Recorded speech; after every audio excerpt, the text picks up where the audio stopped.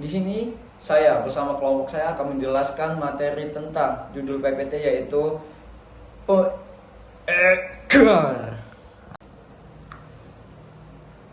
Halo teman-teman semuanya. Di sini izinkan saya untuk dapat memperkenalkan diri saya terlebih dahulu karena ada pepatah yang mengatakan tak kenal maka tak sayang maka tak cinta. Baik teman-teman, saya Raihan dari program studi S1 Psikologi dengan MPM 2503020119. Baik teman-teman semuanya, di sini saya bersama teman-teman saya beberapa menit ke depan akan menjelaskan judul PPT yang berjudul Ejaan Bahasa Indonesia dalam kurung penulisan huruf kapital, huruf miring, dan penulisan kata. Baik teman-teman, dari judul tersebut secara ejaan itu benar, tapi ada dua catatan. Yang pertama yaitu penggunaan huruf kapital itu tidak salah teman-teman, akan tetapi kurang sesuai dengan kaidah penulisan judul dalam dokumen formal atau dokumen yang penting teman-teman. Namun karena ini PPT masih dianggap boleh sebagai gaya visual itu sendiri teman-teman. Yang kedua yaitu tanda baca dalam kalimat penjelas. Jadi dalam kurung tadi, bagian dalam kurung tersebut terlalu panjang ya teman-teman. Biasanya dijadikan sebagai subjudul agar lebih rapi. Terus yang selanjutnya, kotak sebelah kiri atas itu menjelaskan tentang kalimat yang dimana seperti kalimat kapital, huruf miring, dan penulisan kata itu salah karena tidak memiliki kata pemisah. Menurut EBI sendiri, unsur jenis dalam daftar harus dipisah dengan tanda koma. Jadi ketika teman-teman ingin menulis huruf kapital, huruf miring, dan penulisan kata itu harus dipisah-pisah menggunakan tanda koma ya teman-teman. Terus selanjutnya yaitu kanan atas, ejaan tersebut benar teman-teman, tetapi ada kekurangannya dalam label penjelasannya seperti penutup. Penutup itu dalam PPT tersebut tidak dijelaskan secara jelas teman-teman. Penutup itu seperti apa sih? Dan pemisah itu seperti apa sih? Jadi menurut saya sendiri atau menurut yang sudah kami baca bahwasannya penutup itu harus kita jelaskan dengan penutup itu dengan lambang titik atau pemisah itu dengan lambang koma. Seperti itu teman-teman.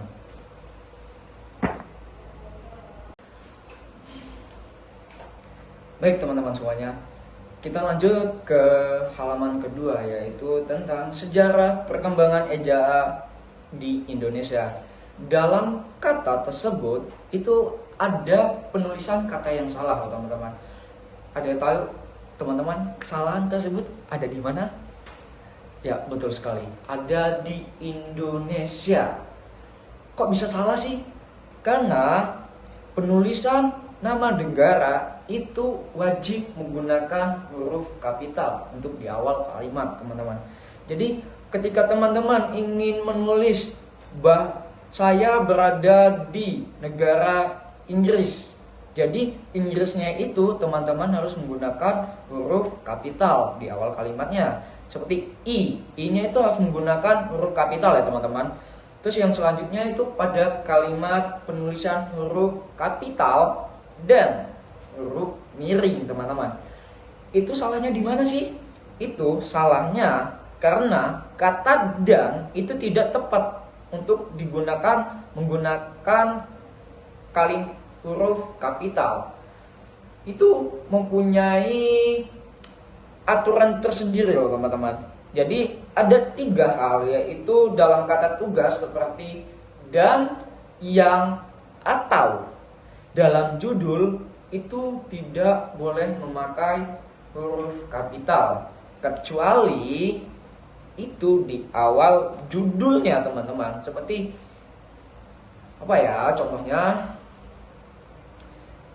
Yang kemarin saya bawa ke sekolah itu kan kalau dimasukkan dalam subjudul yang kemarin saya bawa ke sekolah itu karena yangnya di depan judul atau awal judul karena di awal judulnya itu menggunakan huruf kapital. Tapi jika yang atau dan ataupun atau itu digunakan di akhir ataupun di pertengahan, itu tidak boleh menggunakan huruf kapital, teman-teman. Baik, teman-teman, selanjutnya itu di halaman ketiga. Di halaman ketiga itu teman-teman bisa melihat ejaan pembaharuan. Di mana sih titik kesalahannya dalam penulisan tersebut? Jadi titik kesalahan itu karena tidak sesuai dengan kaidah KBBI, yang dimana penulisannya yaitu ejaan pembaruan, bukan ejaan pembaharuan, tapi ejaan pembaruan, yang dimana bentuk kalimat bakunya seperti itu, ejaan pembaruan, bukan pembaharuan. Sudah paham, teman-teman? Selanjutnya yaitu pada kalimat EBI disempurnakan EYD. EYD itu di dalam kurung ya, teman-teman. Di mana sih titik kesalahannya? Jadi dalam penulisan tersebut terlalu rancu, yang dimana membuat konsep tersebut tercampur antara gabungan EBI disempurnakan oleh EYD. Kenapa tidak boleh? Kenapa itu salah, teman-teman? Karena EYD sendiri itu merupakan ejaan pada tahun 1972 dan EBI adalah ejaan terbaru pada tahun 2015. Itu merupakan kata visual yang berbeda, teman-teman. Jadi itu kurang tepat, teman-teman, apabila diberikan kalimat seperti ini, EBI disempurnakan EYD. EYD-nya dalam kurung itu kurang tepat, teman-teman. Karena dua itu, EBI dan EYD, itu memiliki ejaan pada tahunnya itu tersendiri-sendiri. Kalau EYD sendiri pada tahun 1972 dan EBI sendiri itu pada tahun 2015. Oke semua, jadi di sini saya akan membantu mengoreksi sebuah PPT yang telah diberikan Bu dosen, yaitu mengenai ejaan bahasa Indonesia yang baik dan benar. Jadi di sini saya akan membantu mengoreksi di mana kata-kata yang tidak sesuai dengan Kamus Besar Bahasa Indonesia. Oke, yang pertama itu ada di bagian judul ya, teman-teman ya. Di sini baik saya akan menjelaskan di bagian titik salahnya, yaitu di bagian penulisan Van Ophuijen. Jadi yang salah itu di sini, teman-teman. Yang seharusnya Van Ophuijen. Nah, bagian sini ya, teman-teman ya. Di sini kan di PPT tersebut tertulis ini hurufnya kapital. Jadi saya akan membenarkan bahwa di sini nih yang tertulis itu bukan huruf kapital, teman-teman. Jadi yang benar itu adalah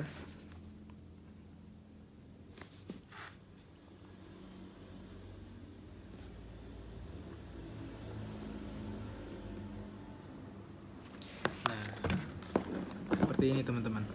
V-nya kecil ya di awal-awal ya. Oke. Mungkin itu aja yang bisa saya benarkan dalam sebuah PPT tersebut. Kurang lebihnya saya minta maaf. Hey yo, what's up? Perkenalkan, nama saya Jundi Aziz Ibnu Wahab Al-Qadri dengan NPM 250302010. Assalamualaikum warahmatullahi wabarakatuh. Perkenalkan, nama saya Rainisi. Saya berasal dari program studi psikologi dengan NPM 250302017. Pada kesempatan ini saya akan menjelaskan mengenai analisis kesalahan dalam penulisan teks. Kesalahan penulisan dalam teks. Yang pertama itu nama tokoh Muhammad Yamin. Seharusnya itu M dan Y-nya besar. Kedua, nama acara atau peristiwa sejarah kayak Kongres Bahasa Indonesia 2. Jangan ditulis kecil semua, karena ini nama resmi. Ketiga, nama lembaga. Lembaga Bahasa dan Kesusastraan tiap awal katanya harus kapital.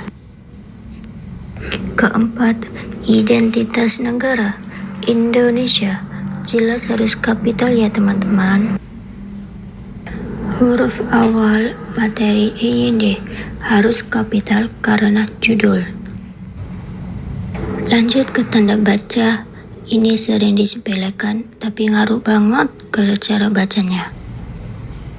Visual zoom ke bagian DJ diubah menjadi DZ gabungan.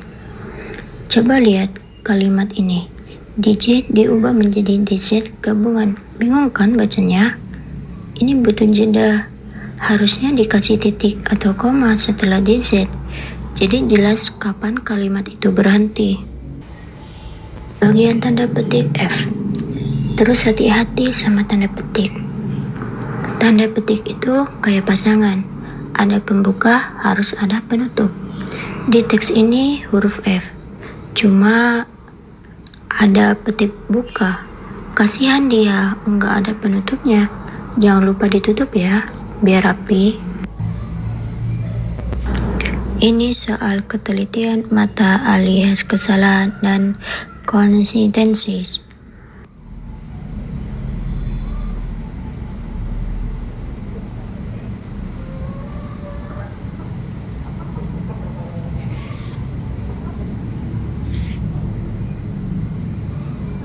Daftar vokal I, U, E, A, U, A. Cek daftar huruf vokal ini, kelihatan nggak salahnya di mana? Yaps, huruf A.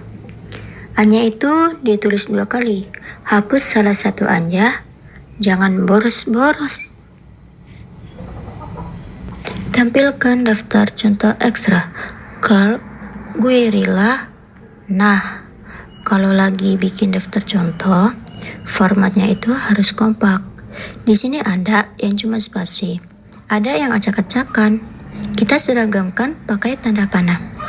Semua biar enak dilihat. Jadi, ekstra, panah, ekstra. Lab, panah, kalbu, rapikan. Saya Windy Pratiwi dari S1 Psikologi akan mencari kesalahan dalam penulisan PPT Ejaan Bahasa Indonesia dengan memenuhi tugas Bahasa Indonesia. Nih, ejaan yang salah itu di bagian ini, karena di bagian nomor nggak ada titiknya. Seharusnya yang baiknya itu nomor terus titik 0543A garis miring U garis miring 1987. Seharusnya gitu, tapi di sini tuh nomor langsung aja, jadi nggak ada titiknya. Seharusnya ada titiknya gitu. Jadi penulisan ejaan yang salah itu di bagian ini, nih, pedoman umum ejaan bahasa Indonesia yang disempurnakan. Jadi tuh bacaan pedoman umum ejaan bahasa Indonesia yang disempurnakan itu harus ada spasinya. Jadi enggak nyambung kayak gini. Ya berarti kayak yang kayak gini itu salah. Seharusnya itu pedoman spasi umum spasi ejaan spasi gitu baru benar. Saya Almardiah Mutihanifah, NPM 250302. Saya akan menjelaskan analisis kesalahan dalam PPT. Yang pertama itu ada kalimat lafal huruf E menjadi 3 jenis. Ini benar tapi kurang baku. Lebih bakunya itu pelafalan huruf E terdiri atas 3 macam. Terus yang kedua, tanda baca dan spasi banyak yang salah. Berikut bagian-bagian yang perlu diperbaiki. Yang pertama, Kus Haratanti 2007 menyebutkan 4 prinsip dalam perubahan ejaan. Di sini tulisan dalam perubahan ejaan itu dia nggak dikasih spasi, nyambung semua. Nah itu dikasih spasi ya biar lebih jelas dan lebih rapi. Habis itu yang kedua ada kalimat setiap tanda harus konsisten melambangkan fonem tertentu. Nah di sini juga tulisan fonem tertentu itu nggak dikasih spasi, salah matikan. Nah dia harus dikasih spasi. Terus yang ketiga ada ejaan disusun efisien agar tidak membingungkan pengguna. Di sini kata membingungkan penggunanya dia nyambung semua, nggak dikasih spasi. Nah, terus yang keempat ada menghindari penggunaan tanda yang sulit dan tidak signifikan. Tulisan tidak signifikannya dia tuh nyambung juga. Nah, itu harus dikasih spasi. Nah, terus yang lain-lainnya ada lafal, ada kata lafal. Lafal boleh boleh bentuk lafal dan lafal keduanya sama-sama baku. Terus ada tanda elipsis. Tanda elipsis sudah benar, pastikan tidak dipisahkan dengan spasi atau kata sebelumnya, kecuali aturan khusus dialog. Terima kasih.